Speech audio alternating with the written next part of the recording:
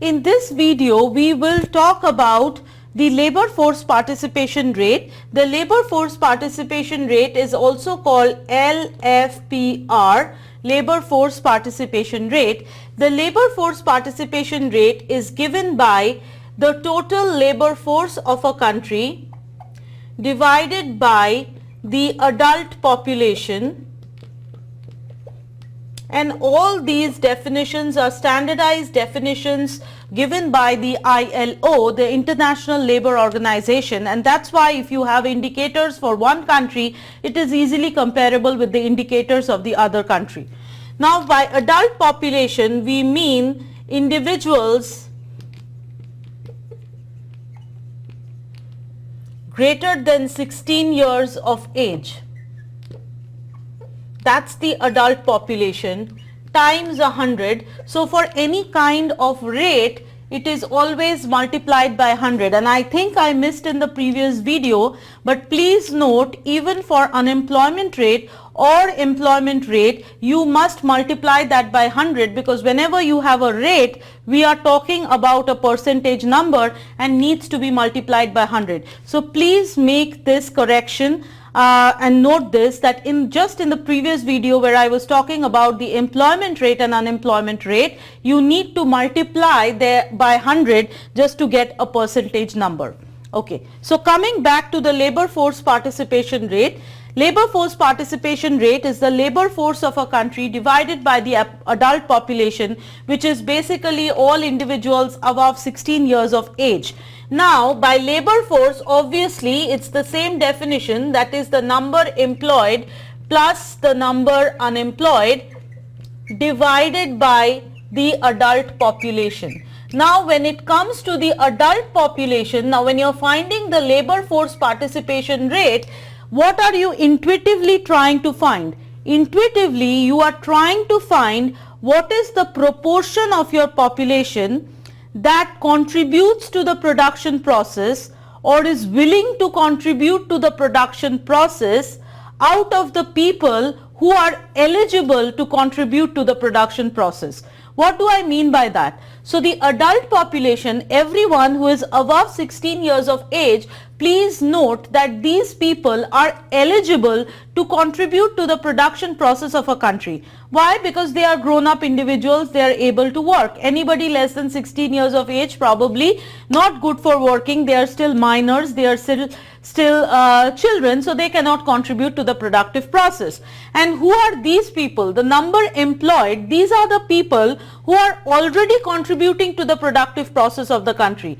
And the number unemployed, these are the people who are not currently contributing, but since they are actively searching for jobs, these are people who are willing to contribute, right? So if you look at the definition and the formula for labor force participation rate, you get the economic intuition behind it. The economic intuition being, this is the proportion of people who are either contributing or willing to contribute to the production process as a proportion of all those people who are eligible or who qualify to contribute. Okay. Now, if you look at this denominator, the adult population, there are some exclusions from this denominator. Some people do not get included in the adult population. There are some exclusions. Who are the excluded people? The exclusions from the adult population are completely retired individuals, obviously.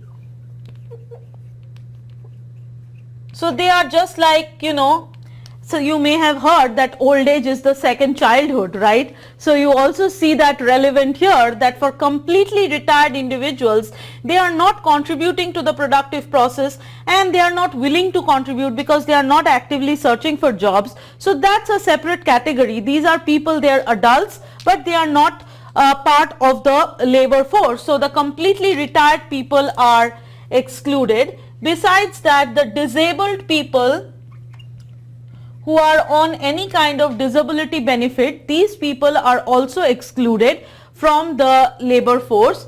Besides that, you also have people who are in any kind of rehab, individuals in rehab, okay, and you also have individuals in prisons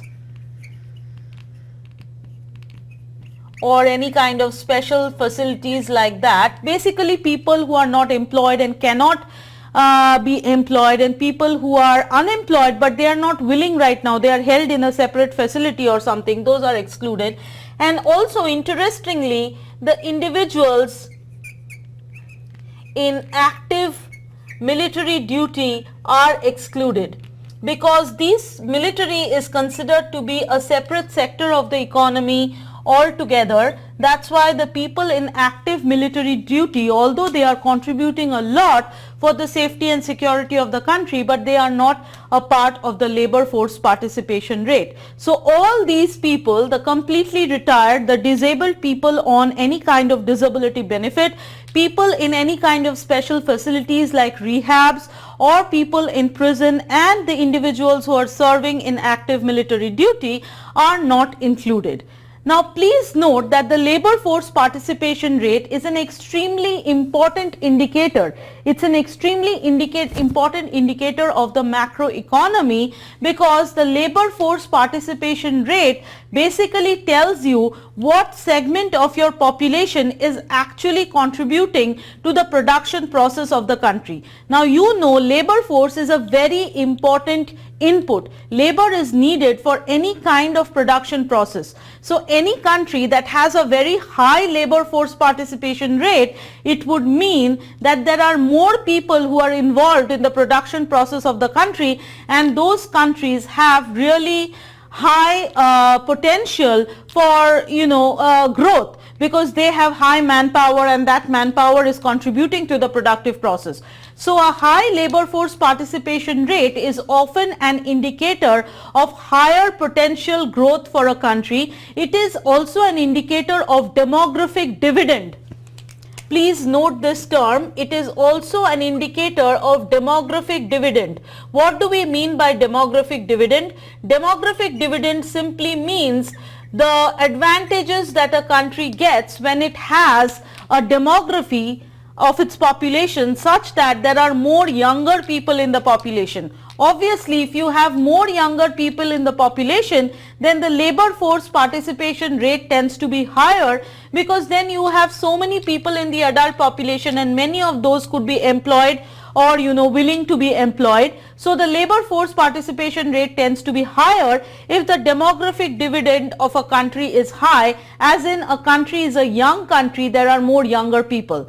Now in America, America is an aging country. Population aging is a problem in America, and if you have read, I'm not sure if you're abreast with the global news, if you read, then the fertility rate in America is at an all-time low right now. It is at a 27-year low, and that is true for most states. Out of 48 states in America have a low fertility rate, and it is as low as it is almost becoming difficult to kind of replace the population of United States. And at the same time, there are more and more people who are kind of getting into that complete retirement bracket. There are more people who are reaching that 65 years of age. So USA is one of those countries who is not able to experience a demographic dividend, whereas countries like Brazil, India, China, these are countries which are experiencing demographic dividend because of the younger nature of their population.